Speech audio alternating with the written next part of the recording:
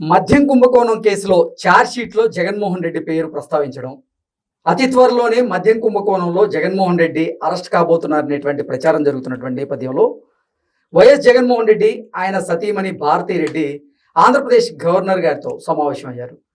దాదాపు గంటన్నర పాటు ఆ సమావేశం జరిగినటువంటి నేపథ్యంలో అసలు ఆ సమావేశానికి గల కారణం ఏంటి, ఆ సమావేశంలో ఏ ఏ అంశాలు ప్రధానంగా చర్చకు ఉండొచ్చు అనేది మనం విశ్లేషణ చేసుకునేటువంటి ప్రయత్నం చేద్దాం. ప్రస్తుతం మనతో పాటు ఉన్నారు ప్రముఖ రాజకీయ విశ్లేషకులు రాజేష్ అప్సాని గారు. వారితో మాట్లాడదాం. సార్ నమస్తే. సార్ నమస్కారం. జగన్మోహన్ రెడ్డి, భారతీరెడ్డి ఇద్దరు ఆంధ్రప్రదేశ్ గవర్నర్తో సమావేశం అయ్యారు. దాదాపు గంటన్నర పాటు ఆ సమావేశం సాగింది. అంతసేపు సమావేశం అయ్యారు అంటే ఏదో ప్రధానమైనటువంటి విషయాలే చర్చకు వచ్చి ఉండొచ్చు అనేటువంటి వార్తలు వస్తూ ఉన్నాయి.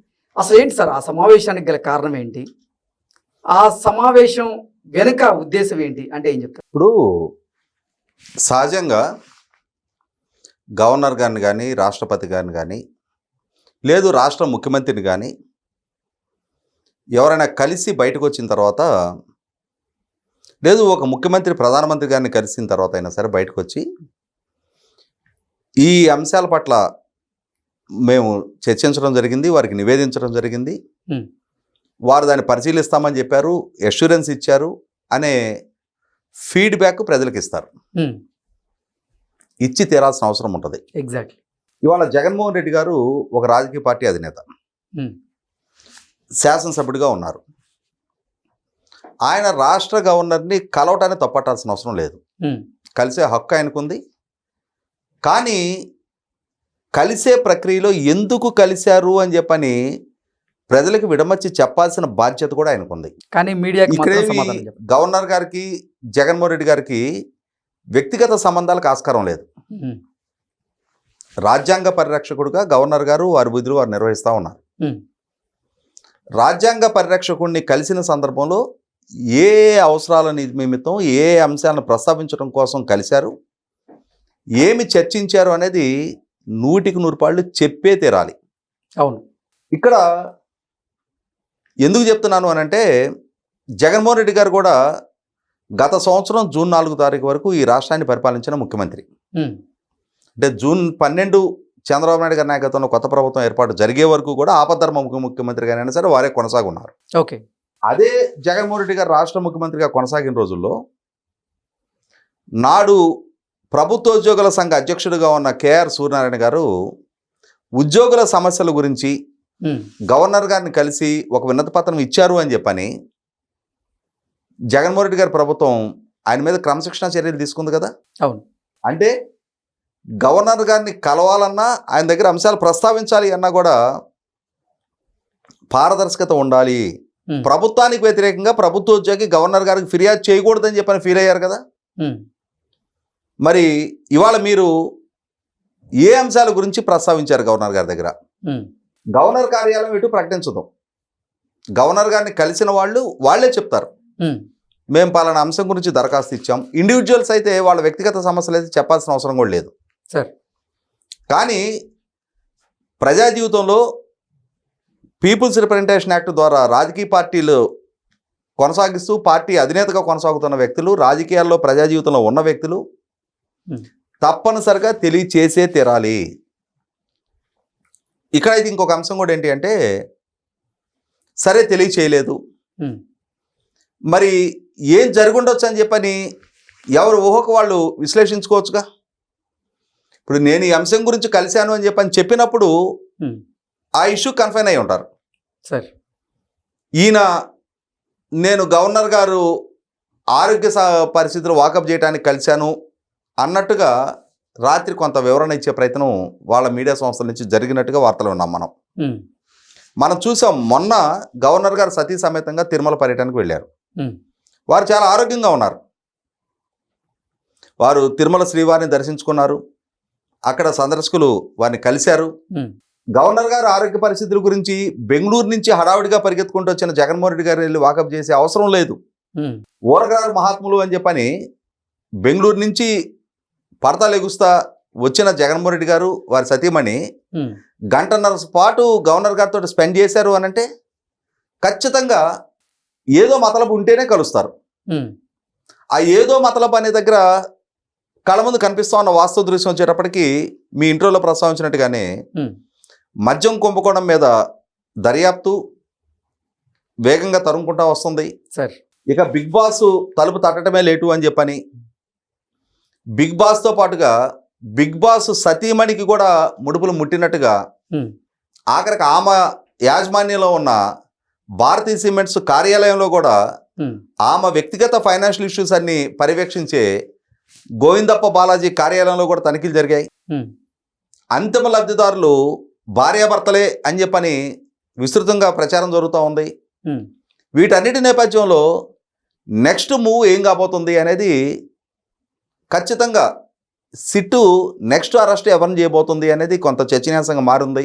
ఓకే, ఇటువంటి నేపథ్యంలో జగన్మోహన్ రెడ్డి గారు నజీర్ గారిని గవర్నర్ గారిని కలిశారు అని అంటే ఖచ్చితంగా జగన్మోహన్ రెడ్డి గారు అవసరాలు రీత్యానే కలుస్తారు తప్ప జగన్మోహన్ రెడ్డి గారు ఏదో గవర్నర్ గారు ఆరోగ్యం గురించి వాకప్ చేయడానికి కలిశారు అని చెప్పని ఆయన వివరణ ఇచ్చే ప్రయత్నం చేసినా కూడా జగన్మోహన్ రెడ్డి గారు నైజం తెలిసిన ప్రతి ఒక్కరికి మనకు అర్థమైపోతూ ఉంటుంది. ఇక్కడ ఇంకొక అంశం కూడా గుర్తు చేసుకోవాలి సార్. అలా అని చెప్పని వీరు సతీ సమేతంగా వెళ్ళి కలిసిన ప్రతి సందర్భంలో కూడా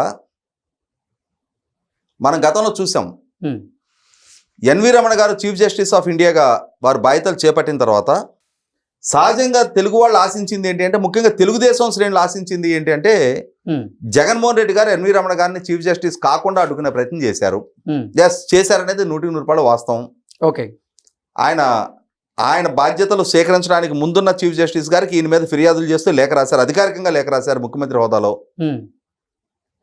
ఆ లేఖ ప్రతిని మీడియాకి రిలీజ్ చేశారు. ఎందుకంటే ఆయన ఆలోచన ఏంటి అంటే, ఎన్వి రమణ గారు కనుక చీఫ్ జస్టిస్ అయిన పక్షంలో తన మీద ఉన్న వ్యక్తిగత కేసుల విచారణ వేగవంతం అవడానికి ఆస్కారం ఉంటుందేమో. ఎందుకంటే అప్పటికే ఎన్వి రమణ గారు ప్రజాప్రతినిధుల మీద నమోదైన కేసుల విచారణ 1 సంవత్సర కాలంలో పూర్తి కావాలి అని చెప్పని ఒక తీర్పు ఇచ్చున్నారు చీఫ్ జస్టిస్గా. ఆయనే తర్వాత క్రమంలో చీఫ్ జస్టిస్ అవుతా ఉన్నారు. కాబట్టి నా కేసుల విచారణ వేగవంతం అవుతాయేమో అనే ఆందోళనలో ఆయన కాకుండా అడ్డుకునే ప్రయత్నం చేశారనేది జగద్విదితం. ఓకే, మరి అటువంటి ఎన్వి రమణ గారు చీఫ్ జస్టిస్ అయిపోయారు. అయిపోయిన తర్వాత సహజంగానే తెలుగు ప్రజల్లో కొంత క్యూరియాసిటీ ఉంది. ఆయన కాకుండా ఈయన అడ్డుకునే ప్రయత్నం చేశాడు. ఇప్పుడు ఆయన వచ్చేసాడు ఆ పదవిలోకి. ఇప్పుడు ఆయన హంటర్ తీస్తాడు, ఈయనకి ఇక కొరడా దెబ్బలు ఖాయం అని చెప్పని రకరకాలుగా ఊహాగానాల్లో ఉన్నారు. ఈ క్రమంలో చీఫ్ జస్టిస్ గారు విజయవాడ పర్యటనకు వస్తూ ఉన్నారు. ఊహించని రీతిలో ప్రభుత్వ పరంగా స్వాగత సత్కారాలు ఏర్పాటు చేయబడ్డాయి. గజానికి ఒక బ్యానర్ కట్టారు, గజానికి ఒక ఫ్లెక్సీ పెట్టారు. ఆయన విజయవాడ హోటల్లో దిగ్గానే జగన్మోహన్ రెడ్డి గారు సతీ సమేతంగా వెళ్ళారు, శాలువాలు కప్పారు, బొకేలు ఇచ్చారు, గంటన్నర పాటు సమావేశం అయ్యి వచ్చారు. ప్రజలు ఆశించినది ఏది జరగల. ఆయన కేసులు కూడా అంటే బెయిల్ కూడా రద్దు కాదు. అసలు ప్రజల ఆశలు భంగం అయినాయి. అంటే అక్కడ జగన్మోహన్ రెడ్డి గారు తాను పదవి బాధ్యతలు చేపట్టుకోకుండా అడ్డుకోవడానికి చేసిన ప్రయత్నం, ఆయన పదవిలోకి వచ్చినా కూడా తన పనులు తాను చక్కబెట్టుకున్నట్టుగానే ఆ గంటన్నర సమావేశంలో ప్రాధేయపడ్డారా? అసలు అన్ని కేసులలో అక్యూజ్డ్గా ఉన్న వ్యక్తితోటి చీఫ్ జస్టిస్ స్థాయిలో ఉన్న ఆయన కలిసిన సందర్భంలోనే ఆక్షేపణ అయింది. ఇవాళ ఈ అంశం ప్రస్తావించటం అది జ్యుడిషియరీకి ఏదో మరకలు అంటించే ప్రయత్నంగా అనిపించవచ్చేమో కానీ ప్రజల్లో ఉన్న భావన ఏదేమైనా సరే జగన్మోహన్ రెడ్డి గారికి అయితే కాగల కార్యం గందరగోళం తీర్చినట్టుగా ఆయన కలిసి వచ్చిన తర్వాత ఆయన కేసులు అయితే వేగవంతం కాలేదు కదా. ఇప్పుడు గవర్నర్ గారిని కలుస్తూ ఉన్నారు. మరి ఎందుకు కలిశారు అని అంటే లోపల అంతర్గతంగా ఏం చర్చలు జరిగినాయి అనేది ఆ రోజు చీఫ్ జస్టిస్ గారితో గంట సేపు సమావేశం అయ్యే అవసరం లేదు. ముఖ్యమంత్రి హోదాలో మర్యాదపూర్వకంగా ఒక 5 నిమిషాలు 10 నిమిషాలు మాట్లాడి వచ్చేయాలి. కానీ గంట సేపు సమావేశం జరిపారు అని అంటే ఖచ్చితంగా అన్ని అంశాలు చర్చకు వస్తాయి. ఇవాళ గవర్నర్ గారితో అయినా గంటన్నర పాటు సమావేశం ఉంటే అన్ని అంశాలు చర్చకు వస్తాయి. ఇప్పుడు గవర్నర్ గారు కూడా మాజీ సుప్రీంకోర్టు న్యాయమూర్తి. ఇవాళ వారిని కలిశారు. ఈయన వైపు నుంచి ఏ ప్రయత్నాలు చేసుకున్నారు, ఏం అభ్యర్థించారు ఏం విన్నపాలు చేశారు? ఏం ప్రాధేయపడ్డారు అనేది అధికారికంగా వీళ్ళ వైపు నుంచి ప్రకటన రాదు. కానీ ఇక్కడ నుంచి కేసు విచారణ ఎలా జరగబోతుంది అనేది కోట్ల మంది ప్రజలు నిశ్చితంగా గమనిస్తూ ఉన్నారు. ఎస్, 40 మంది పైగా అక్యూజ్డ్ లిస్ట్ మెయింటైన్ చేస్తున్నారు. కొంతమందిని అరెస్టులు చేశారు. చాలామంది బెయిల్ పిటిషన్ రిజెక్ట్ అవుతూ ఉన్నాయి. వీళ్ళకే పరిమితం అవుద్దా? అసలు సిసలు బిగ్ బాస్ తలుపు తడతారా లేదా? తలుపు తట్టకుండా అడ్డుకోవడానికి బిగ్ బాస్ తన ప్రయత్నాలు తను చేస్తాడు. అయినా సరే వాటిని అధిగమించి తమ చిత్తశుద్ధిని అంకిత భావాన్ని నిరూపించుకుంటారా లేదా? చట్టం ముందు అందరూ సమానులే. తప్పు చేసిన వాడి ఎవడైనా సరే దోషిగానే మేము పరిగణిస్తాం. వాళ్ళ స్థాయితోటి వాళ్ళ హోదాలతోటి మాకు సంబంధం లేదు. ఇప్పటివరకు అదే నిరూపణ అయింది. ఎంపీలుగా పనిచేసిన వాళ్ళని, మినిస్టర్లుగా పనిచేసిన వాళ్ళని, ప్రస్తుత సిట్టింగ్ ఎంపీలను కూడా తీసుకొచ్చి లోపల కూర్చోబెట్టారు. అంటే మిథున్ రెడ్డి అరెస్ట్ తర్వాతే జగన్మోహన్ రెడ్డిలో మరింత భయం మొదలైందని, అందుకే ప్రతి మంగళవారం తాడేపల్లి ప్యాలెస్కి వచ్చేటువంటి జగన్మోహన్ రెడ్డి ఈ మంగళవారం అసలు రాలేదని, ఈ భయం వల్లే ఈరోజు జగన్మోహన్ రెడ్డి దంపతులు గవర్నర్ గారిని కలవాల్సి వచ్చిందని రకరకాల వార్తలు వస్తున్నాయి. ఎలా చూడాలి సార్? నేను అదే చెప్తున్నా. కలిసే అవసరం జగన్మోహన్ రెడ్డికి ఉంది. ఆయన విజ్ఞప్తులు ఆయన చేస్తాడు. వాటిని పరిగణలోకి తీసుకుంటారా తీసుకోరా అనేది ఆ వ్యవస్థల డిస్క్రిప్షన్. ఇంతటి స్థాయి ఆధారాలు సిట్ సేకరించి విచారణ వేగవంతం చేస్తూ విచారణలో వాళ్ళు ముందడుగు వేసే క్రమంలో ఈయన వచ్చి 1 గంట కూర్చొని వెళ్ళాడు కాబట్టి అని చెప్పని విచారణని ఆపేసే ఆదేశాలు గవర్నర్ గారు ఇస్తారా? అంటే కళ్ళ ముందు స్పష్టమైన సాక్ష్యాధారాలు కనిపిస్తూ ఉన్నప్పుడు వాళ్ళు ఇన్నాళ్ళుగా చేసిన విచారణని, వాళ్ళు సేకరించిన సాక్ష్యాలని పరిగణలోకి తీసుకోకుండా ఆరోపణలు ఎదుర్కొంటున్న వ్యక్తికి ప్రాధాన్యత ఇస్తారా? వారికి ఒక ఇంటెగ్రిటీ ఉంది. వారు రాజ్యాంగ పరిరక్షకుడు, మాజీ సుప్రీంకోర్టు న్యాయమూర్తి. ఈయన 1000 కోట్ల అవినీతికి పాల్పడ్డ ఆరోపణలు ఎదుర్కొంటున్న వ్యక్తి. ఆయన మొర ఆయన వెల్లడి చేస్తాడు. ఆయన ఆవేదన, ఆయన బాధ, ఆయన ఆక్రోశం వాటిని ఆయన వ్యక్తం చేస్తాడు.